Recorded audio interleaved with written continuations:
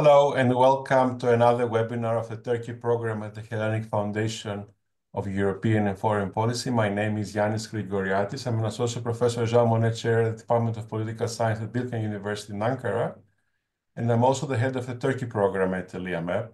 I'm very pleased to host today three eminent experts on Turkey's Kurdish question. This is a topic that has always been important, not only for Turkish domestic, but also for Turkish foreign policy. It has ramifications throughout the Middle East.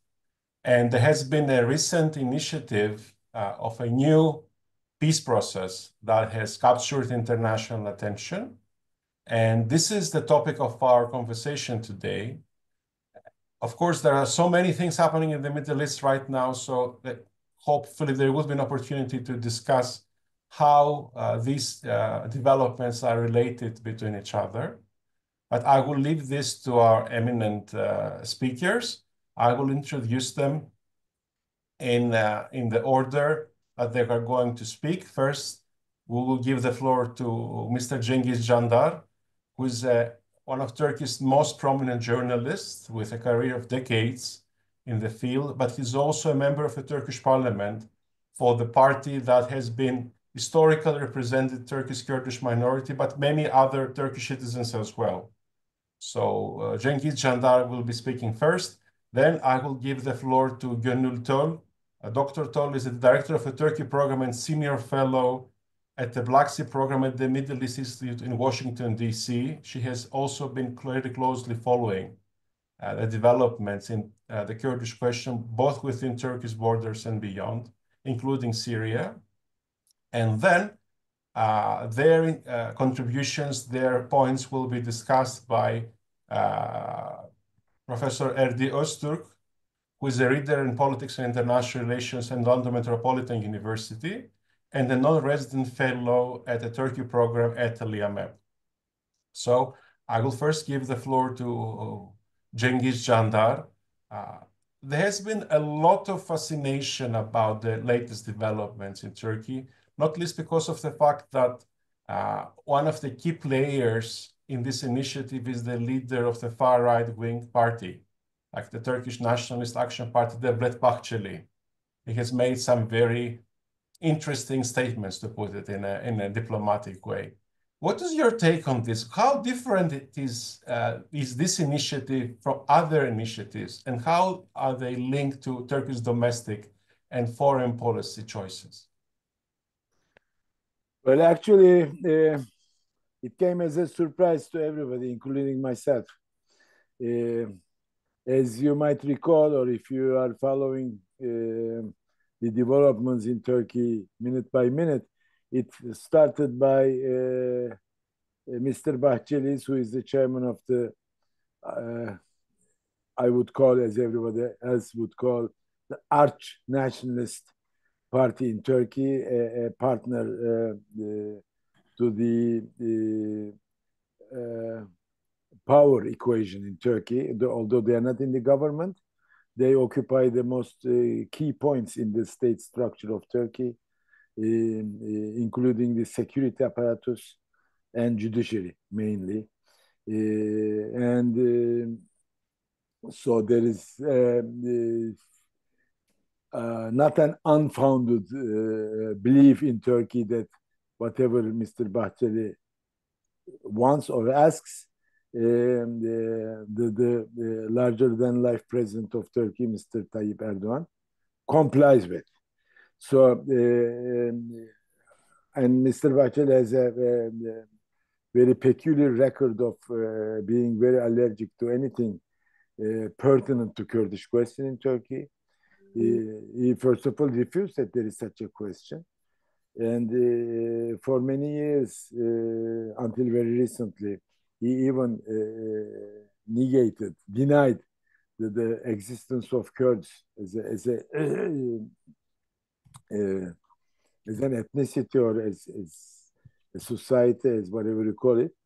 And he was the main stumbling block in front of any sort of peace efforts to resolve the Kurdish question. So by 1st of October, which is the inauguration of the new legislative year for the Grand National Assembly in Turkey, right after the speech of the president, which is the routine, and the ritual. Before when the session ended, he just moved towards the first row of the party that I belong to for an handshake with the party co-chairs and whoever he had met in the first two rows. So it was unexpected, and nobody thought that something with substance will be cooking. Just it was unusual, but nevertheless, many people thought, including myself, that it's a gesture of politeness. And even I moved to the front row to tease my colleagues in the party that don't wash your hands. I told them that you are blessed now, so don't wash your hands. So we were exchanging jokes.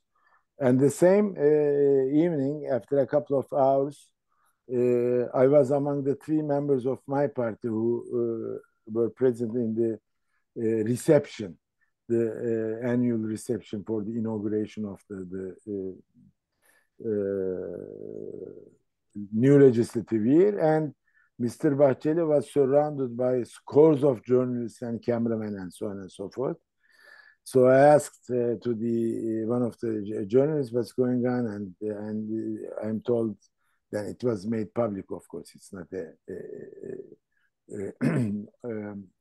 very private information that I'm sharing right now, since it's made public. I'm told that he was asked by the journalist, and he said, since we are after peace in the world, we have to maintain peace within Turkey. But the whole thing, the picking up the words, the qualifying them, it was new in the sense of his dialect. Something was new. So, and after a couple of days,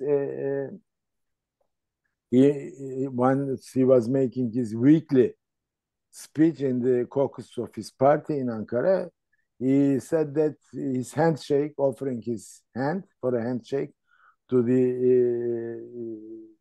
executive people of the DEM party, People's Equality and Democracy Party, it was not an improvised act. So then we start to think of this, that there's a schedule for this. This is something serious and real. So it was planned. There's a project behind it, and every move is scheduled. So something has to be cooking. And there were some leaked reports from some sources that with the imprisoned leader of the PKK organization in the İmralı prison island in Turkey, there are talks underway.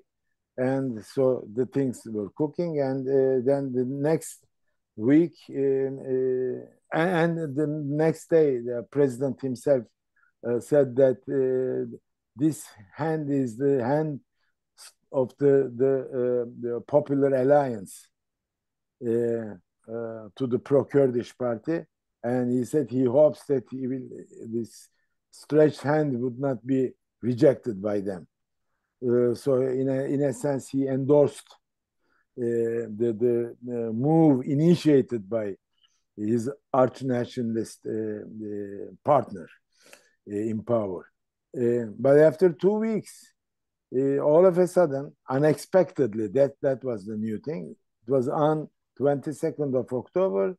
He spoke about bringing Öcalan from his prison island to the parliament building to address its in every week Tuesdays and Wednesday party caucus meet. So to bring to DEM party caucus to address them and call the PKK organization to lay down arms, to surrender and end violence and terror. In his own terminology, he made references, but the important point was that he went to that far in pronouncing, bringing Öcalan to the premises of the Turkish parliament to address the pro-Kurdish party, to declare the end of the armed struggle or terrorism in his own jargon, and therefore, with doing that, he could benefit from what is called what's in English. I don't really remember the phrase now, but it's a right that those who were condemned to life imprisonment can benefit from and to be released eventually. And it's actually the resolution of the European Court of Human Rights. So Turkey would just comply with the rulings of the International Court of Human Rights. And Right. This right of what? Right to hope. Right to hope. Yeah, right to hope. So benefiting from right to hope, he can be released eventually and be involved in the normal political life of Turkey. And in order to do that, he has to do this and that and so on. And the next day, after a 44 month of total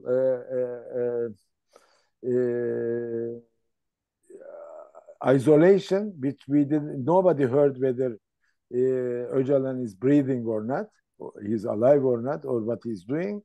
He's visited by a member of parliament who happens to be his nephew. So after a 44 month of total isolation, even Öcalan was seen, and his message was taken out by his nephew, who is a member of parliament from the party that I also represent in the parliament. And in that message, he said that if the conditions are provided, he can help to move the climate of violence to a political resolution with a clear implication. And since that day on, since the last week of November until now, more than 2-3 weeks, now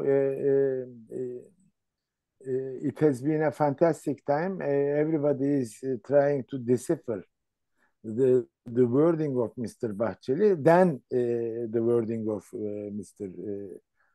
Erdogan, because now tomorrow is Tuesday. We are very much passionately and with great curiosity waiting how Mr.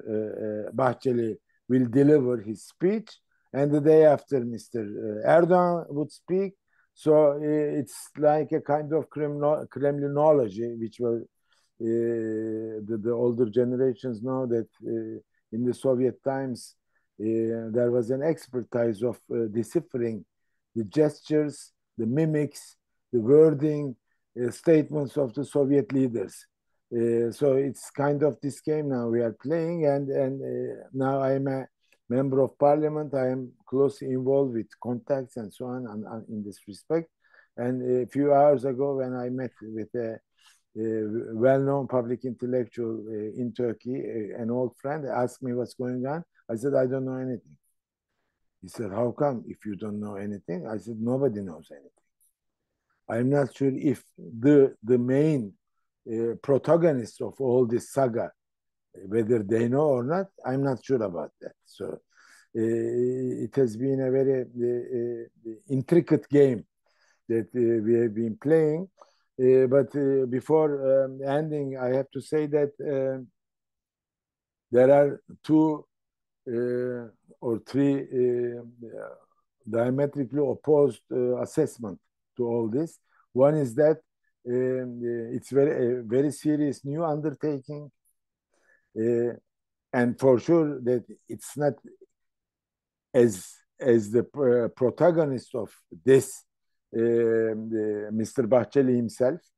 and also his allies like Mr. Erdogan and the people in his palace, his assistants, emphasize it more than once that there is no repetition of the process as we used to have between 2013 and 2015.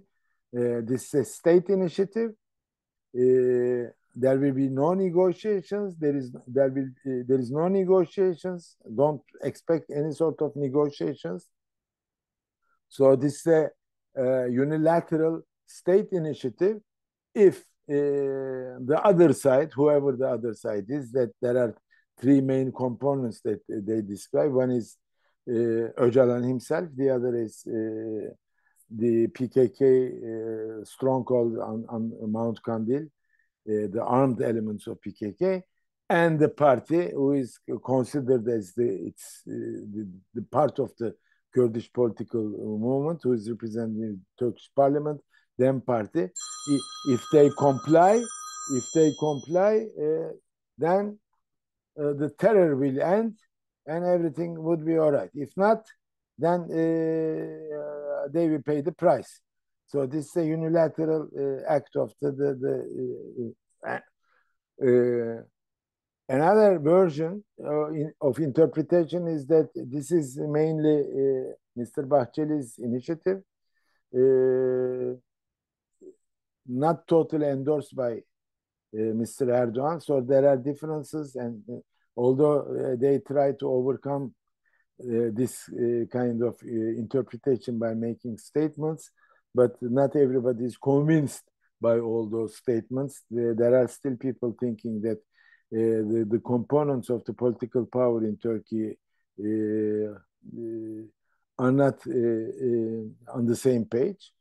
Another version is that this is a game to trap the Kurdish movement, and it will end with further oppression and suppression of the Kurds in Turkey and beyond Turkey. And why it happened all of a sudden, unexpected, and 1st of October, the kind of a consensus on the reason behind it is that the new the situation which emerged with the Israeli assaults on Lebanon, on Gaza mainly, and so the parameters of the Middle Eastern equation are being reinvented and redrawn. So the Turkish decision makers, looking at the map, taking into consideration the developments, the pace of the developments, and their orientation, are thinking that it could create suitable ground for Kurds to emerge as a new element higher than what they had. Just recalling that in Iraq, a federal structure called Kurdistan emerged after the Gulf War of 1991. Then, right after the Arab Spring, when the Arab Spring knocked on the doors of Syria, the autonomous Syrian Kurdish zone, comprising almost a quarter of the Syrian territory, emerged.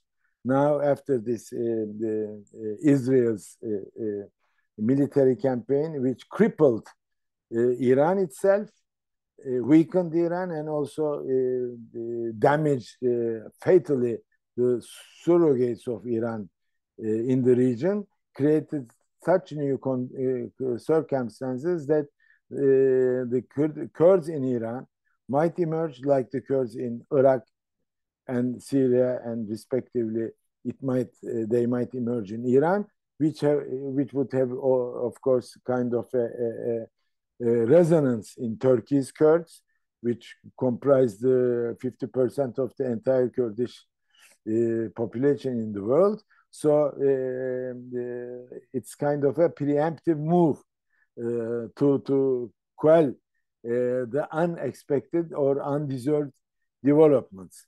But until now, the way the game, quote unquote, the game played, it's not very, I have to say, it doesn't give much optimism for the future. But uh,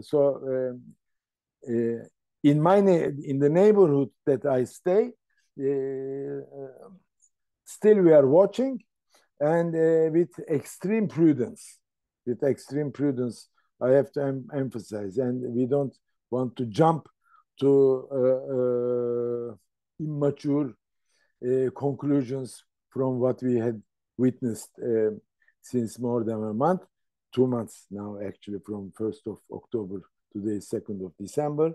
But interestingly, I have to admit that this is a new situation, unprecedented. And when we study the conflict resolution practices elsewhere in the world, it is very unique what we are having right now. It doesn't look like any other place. So we are still having great big question marks in our minds, and we are very alarmed, we are prudent, and we are trying to be patient to find out where we are leading to and how we are leading to. So let me stop it here.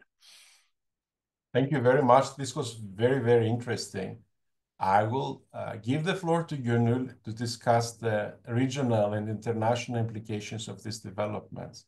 But I can't help asking a question about this contemporaneous development of the assaults against the Kurdish elected mayors, the Qayyum. How can we square these developments? On the one hand, there is this opening, and on the other hand, the mayors of Mardin, of Bakhchisaray, even CHP elected mayors in Esenyurt, like of Kurdish origin, are facing disciplinary action by the Turkish judicial authorities.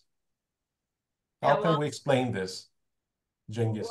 Me, Yeah, well, yes. in a way, I don't want to take time from Gönül's intervention, which I'm curious to listen to. But in a very short response to your question, Yanis, it's a big question for everybody else. Also, this, I mean, if we have to be hopeful, then what is this? This Qayyum? And I was in Mardin speaking to Ahmet Türk 10 days ago, who was fired and appointed a Qayyum in his place, and he was just involved in bringing up to end of a feud, a local feud, with the wishes of Mr. Erdogan. And after he succeeded in doing this, and his name always associated with peaceful efforts, and then he ended up having a Qayyum over his head. So I asked him, what is this? And he even cannot much make a sense of it.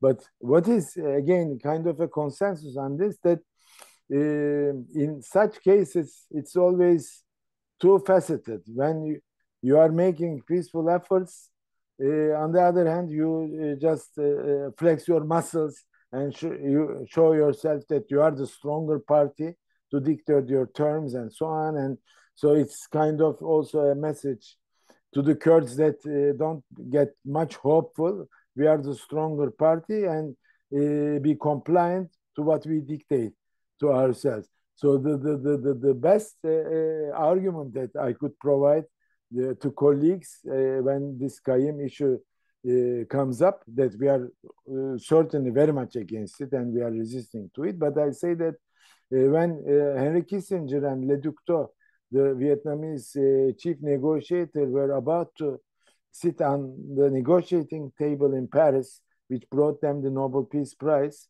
the heaviest bombardment on Haiphong and Hanoi had taken place.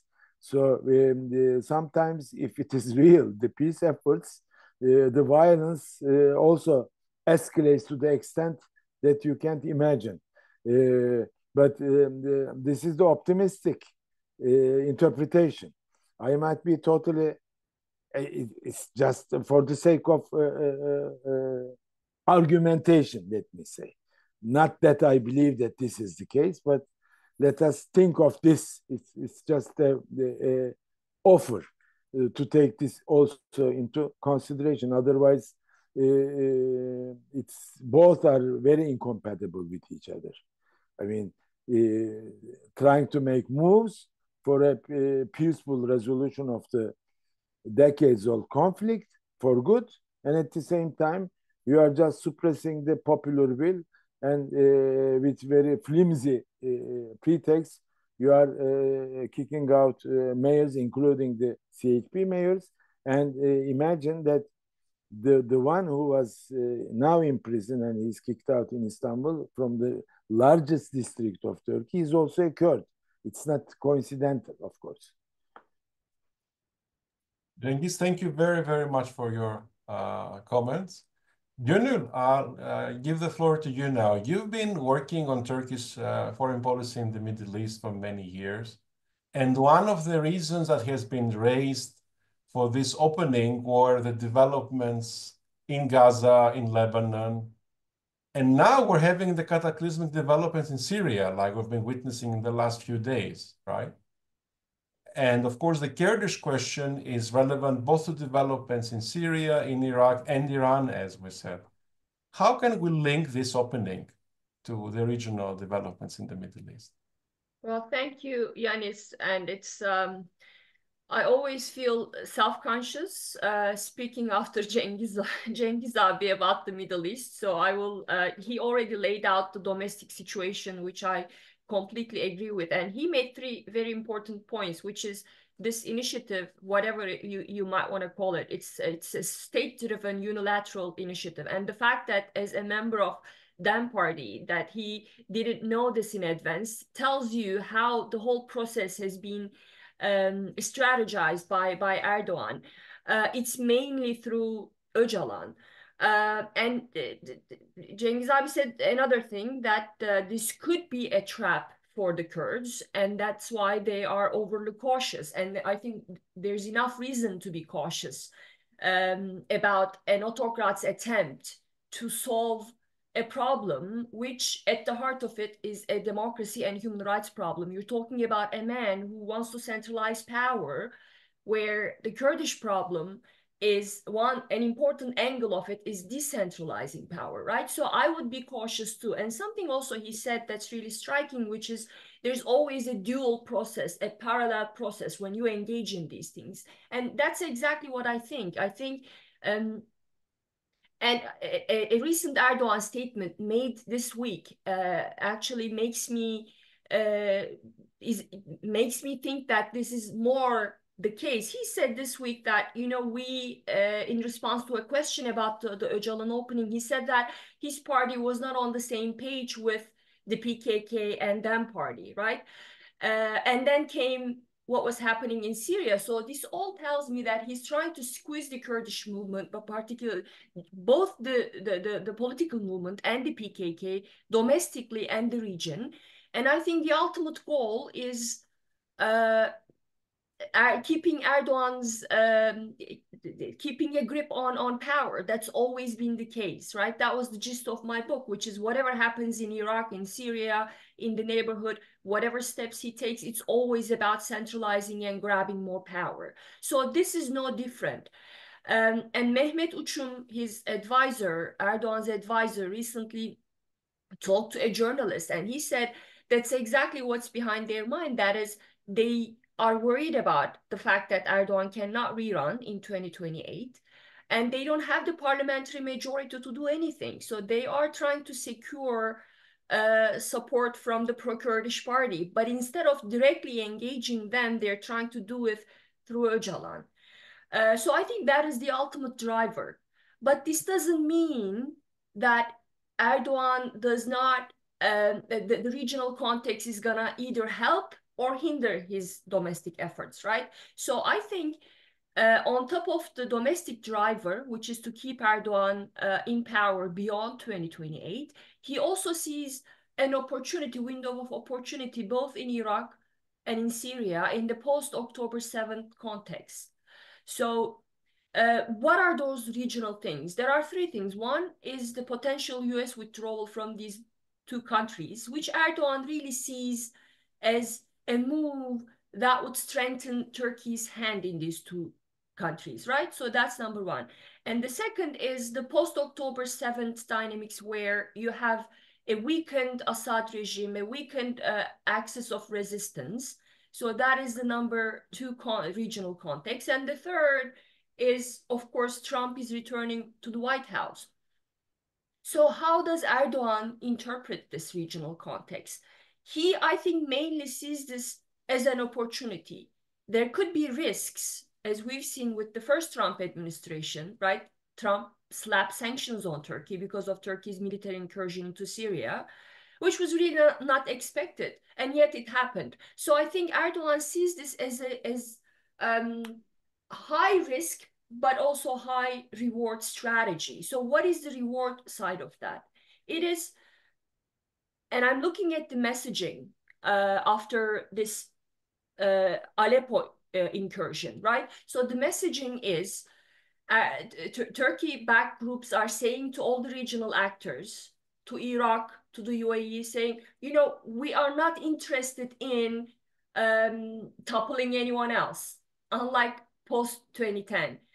All we're interested in, our efforts are directed at first the Assad regime, and second the Iranians, not even the Syrian Kurds. And I think that's very, very smart on Turkey's part. Because Erdogan, after 2010 Arab uprisings, he pursued this quote-unquote revolutionary strategy. And he paid a high price for that. And it took many years for Erdogan to mend ties with regional countries. At a time when the UAE leader, MBZ, calls Assad and reiterates his support for the regime, Erdogan won't want to be seen as someone who is, again, pursuing the same revolutionary strategy. So that's a message to everyone saying that I'm done with regime change business now. My business is just with Assad, right? So he's hoping that in a Syria where Americans withdraw their forces, a Syria where Assad is considerably weakened, he can sell this entire incursion to the next Trump administration, saying that, you know, don't worry about withdrawing from Syria. Do it. I'm going to be here. Look how much I have succeeded in just one military incursion into Aleppo in curbing Iranian influence. Iranians are very much invested in Aleppo. And it just took a couple hours for HTS to recapture Aleppo. So that is a signal to the next Trump administration saying that we can be partners here. And the cautious approach, the cautious narrative, I should say, things on the ground are different, but the cautious narrative, I don't know if you've seen, but the Hayat Tahrir al-Sham's messaging that, you know, SDF is, we want to cooperate with them against ISIS. I think Turkey is also behind that message. That is to be cautious with the next Trump administration, because Trump might all of a sudden think that Kurds are great. We don't know. So that's cautious. That's a cautious approach too. And not surprisingly, I just saw this just 15 minutes ago, where US Reuters reported that the United States and the UAE discussed lifting sanctions against the Assad regime if Assad agrees to distance itself from Iran. So what does this mean? This means for Erdogan, this really opens a lot of windows in Syria for Erdogan. In Iraq, I'm not quite sure. A US withdrawal would certainly create more room for maneuver. But if Trump pursues a maximum Iran policy, maximum pressure policy on Iran, Iraq is going to be even more important for Iran. So you might see a more outsized role played by Iran in a post-American Iraq, right? And that could certainly create problems. So the entire thing, everything that I told you about Iraq and Syria, this can only work smoothly if Erdogan manages to reach some kind of a deal with the PKK. So that's why this entire strategy all boils down to what's going to happen with to Erdogan's talks with Öcalan. That's why what Cengiz abi is saying is extremely important. And how will the Trump administration receive it? That's very important too. For some time now, starting from January of this year, the State Department and Pentagon, they have been working on plans to bring together the SDF and the regime together to reach some kind of a deal in the fight against ISIS. Now, the SDF said this is nonsense, we don't want to do this, but that's what the strategy has been for some time. So the Americans are seriously considering withdrawing from, at least this administration, Biden administration is seriously considering withdrawing from Syria.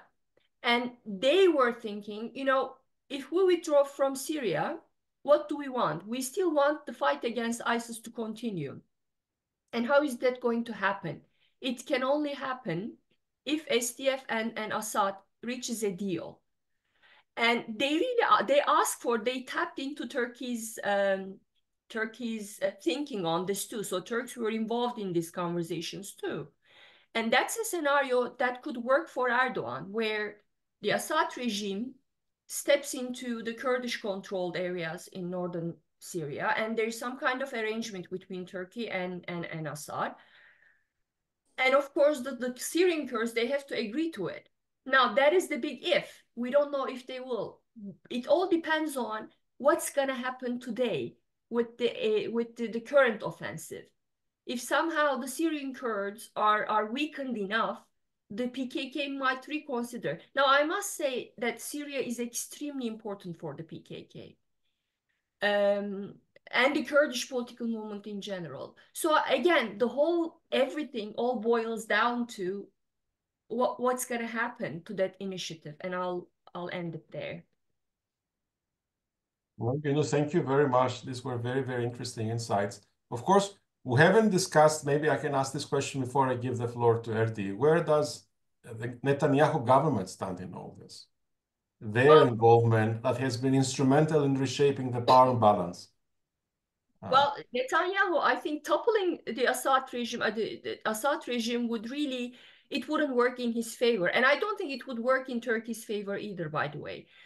But I think Netanyahu could easily agree to a plan. And I think Israel is also part of these discussions between the UAE, the Biden administration, where these two countries were pushing Assad to severe ties with Iran and Hezbollah, right? And Israel was part of that conversation. That's been going on for many months now.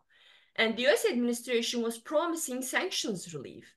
And Assad had a cold feet. That's one of the reasons why we're seeing what we're seeing right now.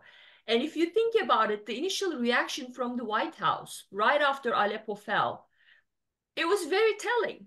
So the White House statement said, well, it's Assad's fault. Because they have been very frustrated with Assad. They've been trying to push him to accept this deal. And Assad failed to do so. So that's why everyone is now pissed at Assad. And Israelis, what do Israelis care? They want to make sure that southern Syria is quiet first, and Hezbollah and Iran, they don't use Syrian territory to launch attacks against Israel. That's all they care. And if there is some kind of an agreement there, and the scenario that I told you about could very much be endorsed by Israel too, right? So that's why I think if a deal is reached between the PKK and Turkey, and also if Erdogan manages to mend ties with Assad, all the other moving parts could fall into place, I think, including Israel and the UAE and Americans. Thank you very much, Gönül. Before giving the floor to Erdi to discuss the two presentations, I would like to remind our attendees that we are happy to convey your questions to the speakers. So if you have any questions on the topics we discussed, feel free to share them through the chat box. and I'll do my best to convey them to the discussion within the limited, of course, time framework that we have. That this webinar should last for about 75 minutes. So, Erdi, the floor is yours. Thank you so much, Yanni. I mean, let me correct you about one issue, first of all. I mean, you underline me as an expert of the issue. I might be as an expert about this issue in front of my neighbors, but in front of Gönül and Cengiz abi, I'm not an expert in this issue. So I may only play an icebreaker role and like underline a couple of questions that are in my mind as a scholar of Turkish studies. I mean, Cengiz abi mentioned that he doesn't know anything about this topic, and nobody knows anything about this topic. But within the parliament, if there is one who knows a lot more than ordinary people and more than us, actually, it would be the Cengiz Çandar. So, I mean, he teases a couple of, I mean, I catched a couple of teasing issues in his sentences. I mean, obviously, he is talking under the right of privacy because of his current title. But like my first question to him, who's leading this process? Because when I first watched the shaking hands like moments in the parliament of Devlet Bahçeli, and I just remember his remarks after the 2023 election, even though Erdogan's victory, he underlined something like that. There will be many things going to change in the region, and I hope the Turkish territories will not change. Nobody understood what does it mean, but like, do you really think that Devlet Bahçeli has been playing a huge role, and is he really representing the representative of Turkey, or whether there is only one single monolithic representative or not? This is another question about Turkey. This is my first question. The second question is that, I mean, if one asked me that, what would be unknown for Turkey's features around 10 years ago, around a decade ago, I would easily say that I really wonder what's going to happen after three leaders passing away. The one was Fethullah Gülen, the other one Abdullah Öcalan, and Recep Tayyip Erdogan. We know that Fethullah Gülen passed away, but his movement passed away before his body. But Öcalan is older than 70 years old, if I'm not mistaken. And I really wonder, after years and years in prison, what is his leverage to control PKK, to control the Kurdish political movement in Turkey and outside Turkey, in Brussels, in London? I mean, I really wonder whether he has that leverage to control or to finish or to change to create a big shift with his couple of sentences. This is the second question. The third one, I would like to ask many different questions, but as he said, like, there has been something going on. I would prefer to say that it's a process. I don't know whether it's well calculated or not, but what I know, it is one of the unique and the oxymoronic processes in the world history in terms of conflict resolution, because of the problematic relations among the actors. But what I remember, Cengiz Çandar's book chapter that I can see on the backside of his library, my 2023 centennial book. He wrote the last chapter of the book to describe the 100 years of Turkish history and giving some future predictions. He wasn't very optimistic, but after almost 2 years in the parliament and and dealing with all these new process, what is his current view? Can he see some success or not? This is my questions to Cengiz abi. To Gönül, I mean, I really don't know which part of the AKP's political history the level of the overlap between domestic and the foreign policies has reached that peak level. But I think, I mean, right now, you can read that process from DC, from London, from Brussels, and also from Ankara or from anywhere, because the relations of Turkey with some other foreign countries is very much related to what is going in domestic politics. Likewise, some of the domestic political issues, majority of them, is very much related with the foreign policy issues. But my question is, I mean, Gönül, do you really think that after with the beginning of the Trump administration, do you really think that is it possible US to withdraw his troops from the region? Because while just you were speaking, I just saw from the news behind my computer, China openly announced its declaration to Assad regime, and we know the open support of Russia, the Assad regime. Within these circumstances, is that really possible or logical for the U.S. to withdraw its limited tropes? The second thing is that you mentioned that, like, with the beginning of the Trump administration, Turkey will open a new chapter with the Trump administration to be a partner within the region. But in a de facto way, what I am reading, and I really wonder your ideas, Turkey currently, not officially, not very closely, he's a partner within the Syria, particularly over the last week with the current issues. What do you think about that? My last two questions. I mean, you mentioned that Erdogan has already been giving up this regime change business. But what we know that Ankara's desire, actually burning desire, is to be the part of the possible peace process or the negotiation process between Ukraine and Russia in 2025, if there will be a possibility. Do you think Turkey will not be obviously will not be in the process of the regime change, but what about reconstruction process, both like in Syria, for example? And do you think, is there any relation between the domestic opening process, quote unquote, and what is going on in Syria? What is their relation? And my last question, can we really say that, is it the real of the Astana process, what happened over the last week? Because I mean, I don't know, my English is not enough to describe the current relations between Putin and Erdogan, but it is more than a hate-love relations. I mean, it is something different and undescribable. And I mean, when we talk the relation between Iran and Turkey, I think we are in the end of an Astana process, but do you really think is it? These are my questions, and I'm sure there will be lots of questions from the audiences, and our two experts are real experts, because these days it's really hard to find experts in Turkey in some particular issues. I'm sure they would have lots of things to say, so I'm leaving the floor to them. Thank you so much for joining us. Thank you very much, Erdi. I'll first give the floor to Cengiz abi, and then we'll have a final round with the questions from the audience, and then Gönül, of course. Well, quickly, the three questions that Erdi posed to me. The first one, who is leading this? Well, I would say that I don't know who is leading this, but I know who is spearheading this.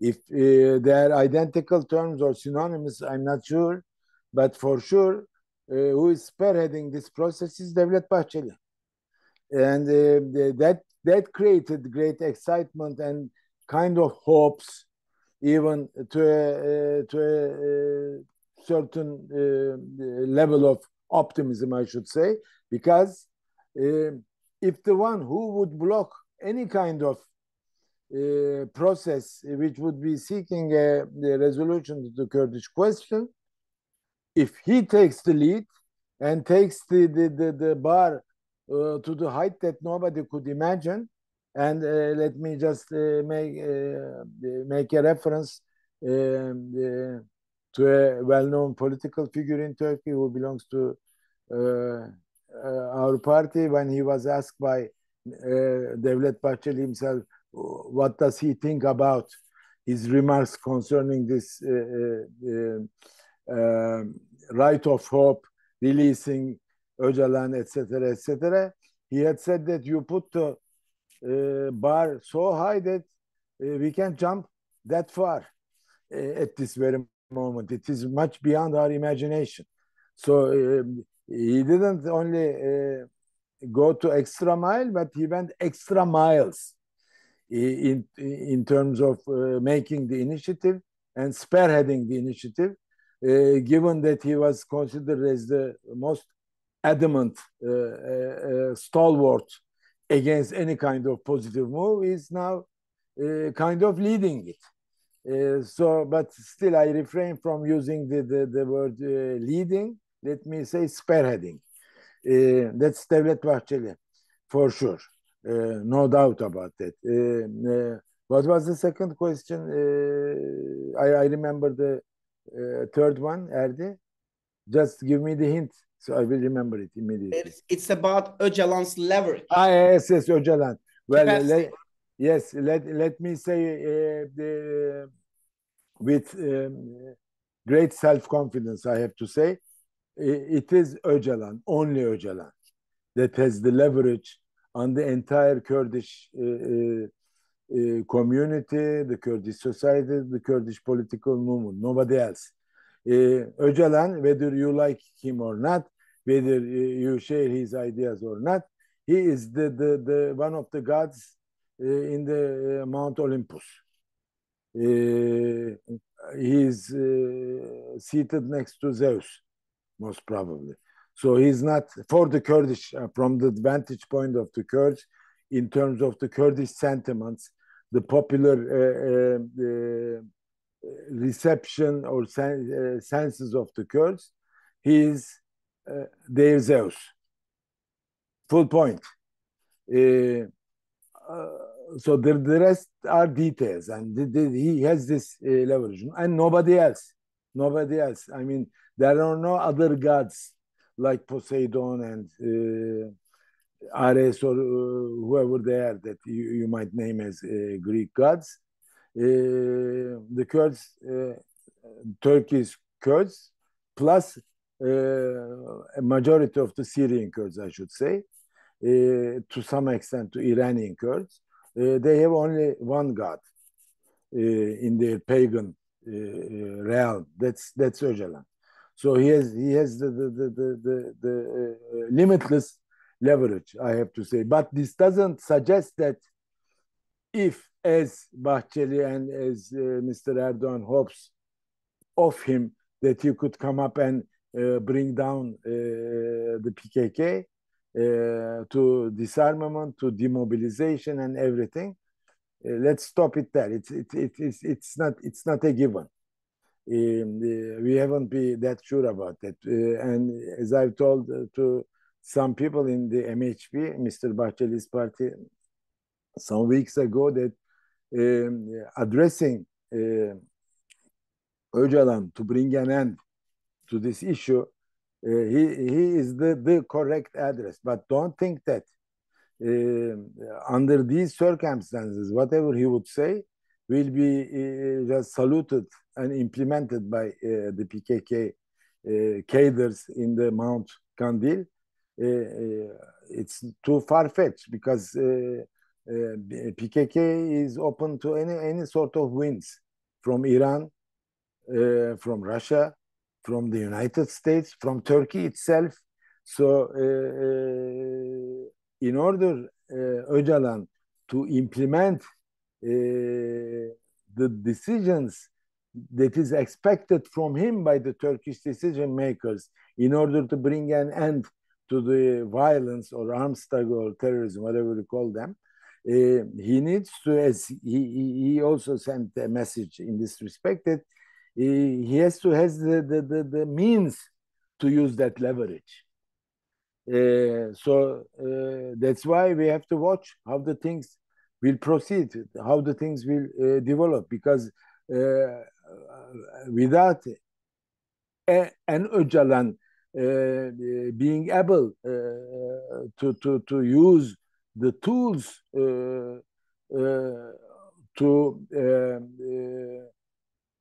to underline his godlike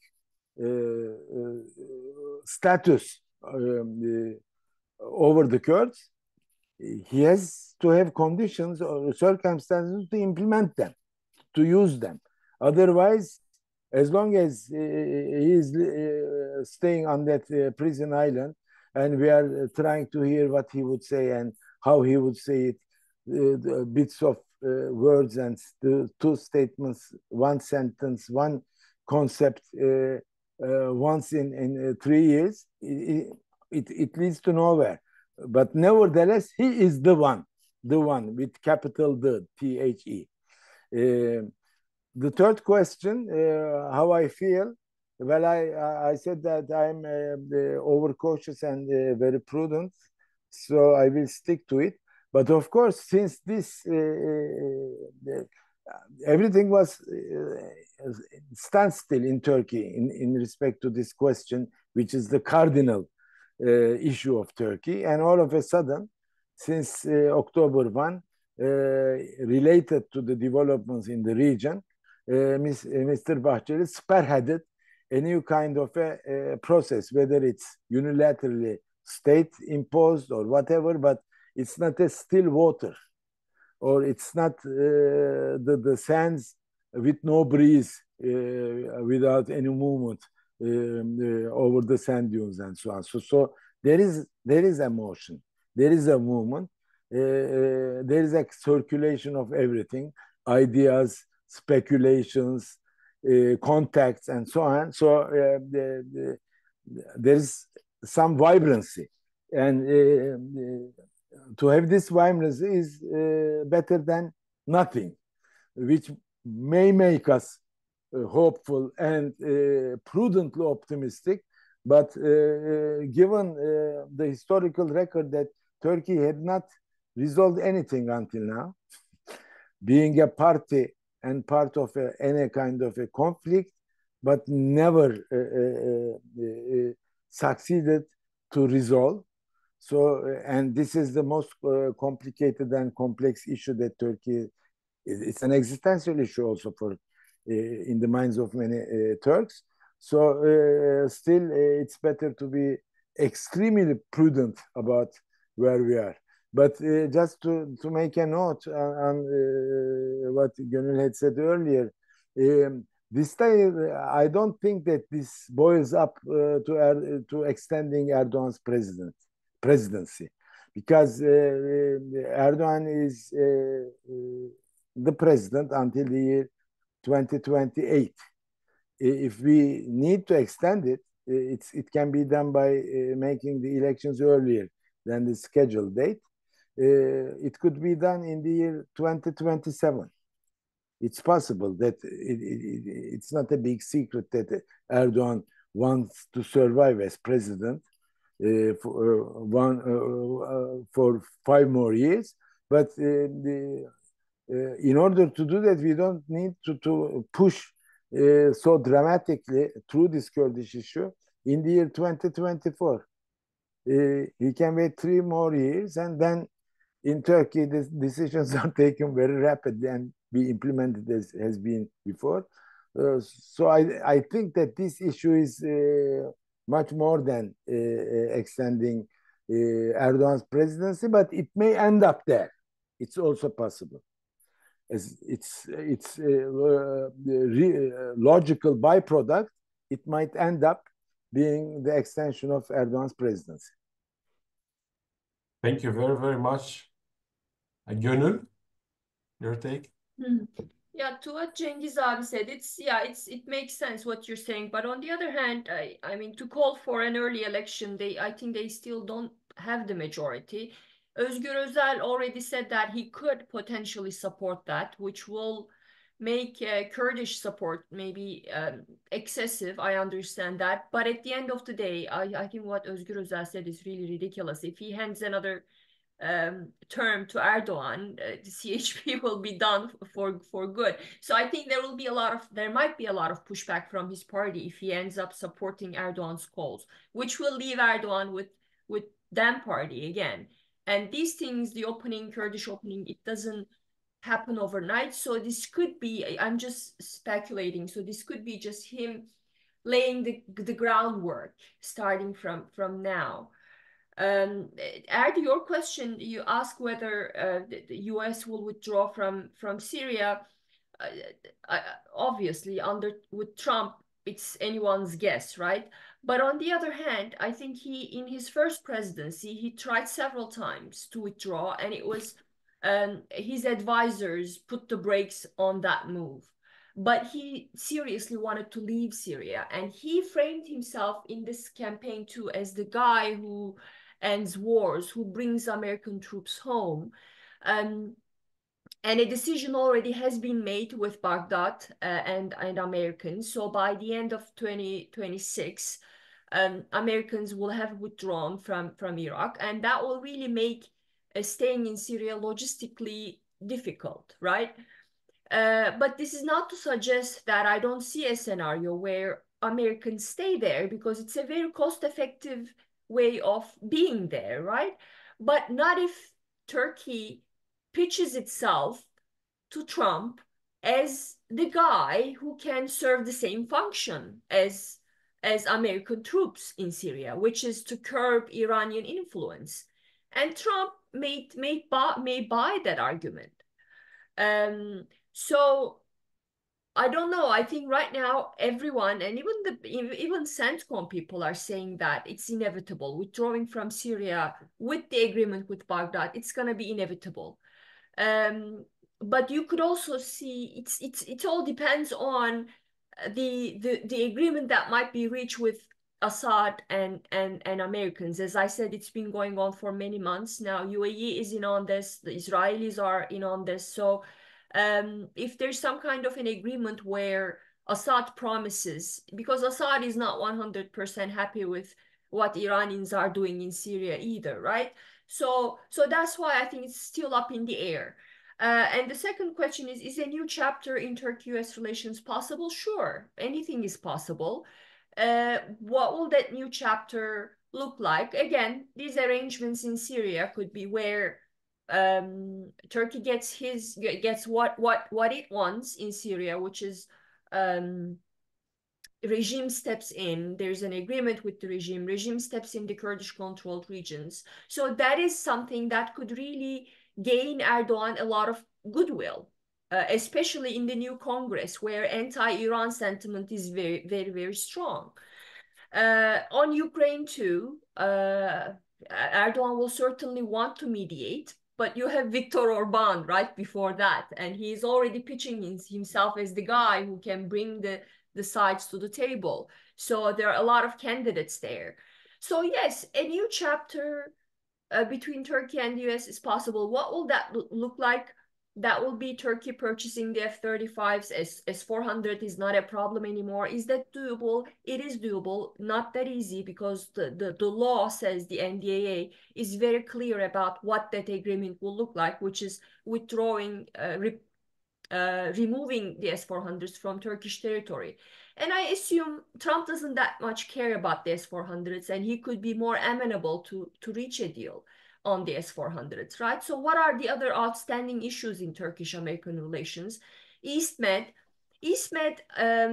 is a bit more tricky, because you already have a very close relationship between Cyprus, Greece, Israel, and the rest in the region. And it was done under Senator Marco Rubio. In 2019, Senator Marco Rubio was one of the co-authors of a bill in the Congress that said, Turkey is not doing us any favors here. If we want to curb Russian influence in Eastern Med, we have to work with Greece and Cyprus. So I think that trend is only going to strengthen, which will complicate relations with Turkey and the United States. But the big question is the whole China-US thing. And Turkey does not play a very prominent role in Americans' Indochina policy. Not at all, actually. Even the Israelis are playing a bigger role. So I would say the strategic importance of Turkey has diminished, even more so in the new era, where you're talking about the competition between China and the United States. That competition, unlike the Cold War, is far away from Turkey. US has already cultivated relationships in East Asia, in the Middle East, that really excludes Turkey. So Turkey is in a somewhat marginalized place. But that could also make resolving things easier, ironically, right? So yeah, a new chapter is possible. And the last question is this the death of Astana process? Not necessarily. Remember what the first Astana process goal was and what it did. So the Astana process was Putin's way of legitimizing this alternative plan, right? It was an alternative to the UN American-led plan. And by bringing Turkey into the Astana process, Putin wanted to legitimize the whole thing. And he did. And what did Putin and Assad So what did Erdogan gain in return? Well, he got the green light from Russia and the Assad regime to be able to attack the Kurds in Syria. What did Russians and the Assad regime get in return? Well, Astana process consolidated the regime's military gains. So can we go back to an Astana 2.0? We can, and I think we are approaching that, because Russians are not interested in a larger military commitment to Syria, given what's happening in Ukraine. Iranians are already weakened. So that's why Russians are now floating that idea. Let's think about the Astana process. And Erdogan, Turkey might very well agree to that, because I doubt Turkey sees it in its interest to collapse the whole thing. So yes, I don't think this means the death of Astana process. This means the whole process can be rekindled, and we'll go from there. Thank you. Thank you very much, Gönül. We have a final round for the questions we receive from the audience. We'll try to keep the event in time, so we're done in about 10 minutes. The question for you, Gönül, is from Mr. Polydevkis Papadopoulos, who is a leading Greek journalist on foreign policy issues. His question is, could U.S. armed forces ever withdraw from controlling the Syrian oil fields in the northeastern parts of the country? And the question for Cengiz Abi is about Selahattin Demirtas. Is it possible to have a peace process without him being involved, being such a strong figure, but also a figure with a lot of opposition and animosity within the government circles? Can we devise a viable peace process without him in the loop? So Gönül will answer first, because Ansan, she may have to leave earlier, so I would like to give her the floor. Yes, it is possible, because what are Americans' priorities in Syria? Fight against ISIS, and the second priority is to secure Israel's security, right? So you can achieve that. So I think keeping the oil fields, I know Trump said in his first term that that's a huge deal, that we want the oil, but I don't think that's really a priority. And he ended up, after having said that, he ended up wanting to withdraw American troops, right? So the oil thing is not a priority at all. Fight against ISIS and Israel's security are priorities, and both of them could be done with US withdrawal. As I said, if some kind of an arrangement is made with the regime, that is possible. And that's why just today's Reuters breaking news saying that Americans and UAE are discussing lifting the sanctions on Assad in return for his cooperation against Iran and Hezbollah operating in Syria. So you can clearly see that is the thinking. And if somehow they manage to do that, I don't think Americans have to stay there. Now you might think, well, what's the big deal though? There are only 900 American troops there. That is true, but Trump, remember how he frames himself, right? He can call himself, I came and Biden started wars, I ended wars, and I brought troops home safely, unlike Biden's Afghanistan embarrassment, right? He can certainly see that as polishing his brand, MAGA brand. That's a big part of that, and he used that very often on the campaign trail. So yes, it is possible, I think. Thank you very much. Before I give the final word to Cengiz Abi, there is a question by a colleague, Samim Akgönül. Could Kurds be enthusiastic for a new opening process, or do you think that they're done with it? In both cases, does DEM party play a key role or not? So the floor is yours. The first question about Selahattin Demirtas, whether a viable peace process is possible without involving Selahattin Demirtas. It's a difficult question. Actually, it's a difficult answer oh, to put it in very clear-cut, cornered words, I would try to say in a different way that without involving Selahattin Demirtas, it is quite difficult to get Kurdish popular endorsement to any sort of peaceful resolution of the conflict, because Selahattin Demirtas is extremely popular political personality of the Kurdish sphere. I used to see him at least once a month. I go and visit him in his prison cell, and we have almost 2-3 hours of conversation each time when I go and see him. And I know how he looks at the things. But more importantly, through my own practice during the election campaigns in the Kurdish regions all over Turkey, I have an eyewitness how popular he is for the Kurdish people. So if you want to enlist the Kurdish popular support, or to convince the Kurds for a peaceful resolution of the conflict, you need to have Selahattin Demirtas on board, and he's very much enthusiastic for the peaceful resolution of the conflict. He's totally against violence.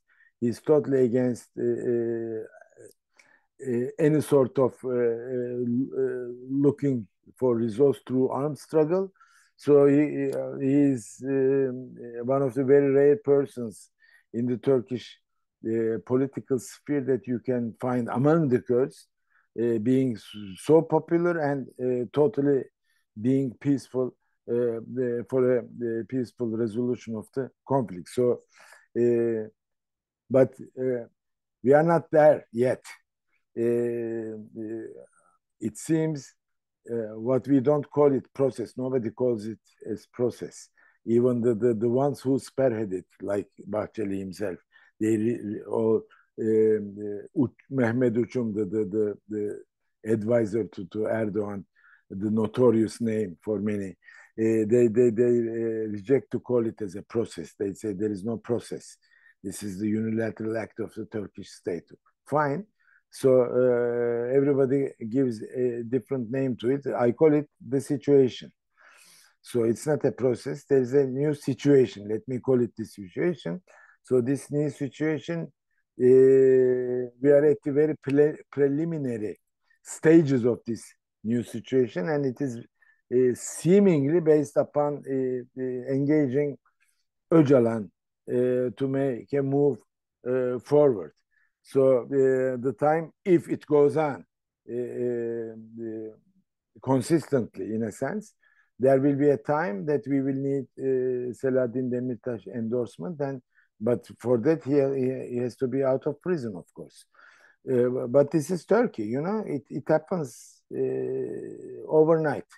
You can find a villain to be a hero the next day.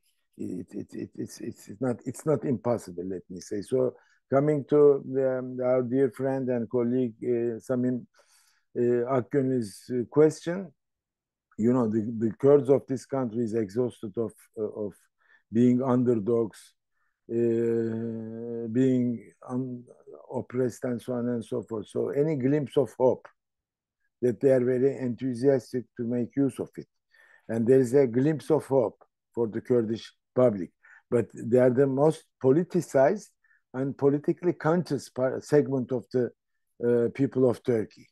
And they cannot be hoodwinked just by promises or by statements or slogans. So they are more prudent than the political personalities, the Kurds. Let me say, although it's not asked to me, one last thing on my behalf. I used to say in this country, when it comes to discuss the Syrian issue, when I was posed questions, there is no Assad. There was nobody called Assad. So I don't think that it is, of course, I'm using it in a sense of a metaphor.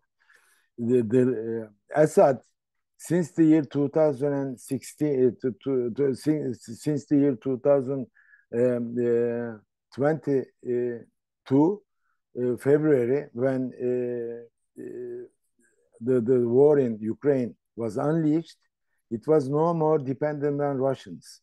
Before, he could take over Aleppo thanks to a deal made between Russia and Turkey.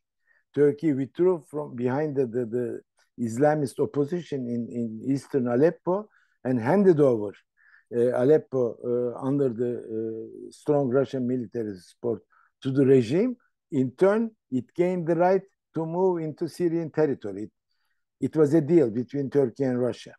So Russians, until the year 2022, until Ukraine, they were the mainstay behind the Assad regime. Since then, it was Hezbollah, Lebanese Hezbollah, and the Iranian Revolutionary Guards. They were holding the regime in Damascus. So what happened recently? There is an information that I will be sharing right now that according to the information from the very source in Aleppo area, the Hayat al-Tahrir al-Sham wanted to occupy a small territory so that it can be a player in case of a deal between other players. However, what happened is just as what happened in Iraq in the year 2003, what happened in Mosul, all of a sudden, unexpectedly, the Syrian army there around Aleppo collapsed, and the Islamist forces found a huge territory in front of themselves, so they could move. The Syrian situation is still very much fluid, and we don't know how it will be like moving chairs. After a week or so, we don't know where we would be finding ourselves. But in terms of Assad, given the weakened Iran and its surrogates, mainly Hezbollah, it's very difficult for him to survive other than being around Damascus. So we have to take this into consideration when we make assessments or speculations or interpretations on the situation regarding Syria. Thank you very much, Cengiz Abi. And this brings us to the end of our webinar. I would like to thank you very much for your participation and contribution. Gönül Tol, Cengiz Candar, and Erdi Öztürk, thank you very much for taking the time to share your thoughts and views on this very important topic. I would also like to thank our attendees for attending and participating through their questions. And I look forward to seeing you again in another webinar of the Turkey program at the Hellenic Foundation of European Foreign Policy, LEFF. Thank you very much indeed. Thank you. Thanks for having us. Thank you.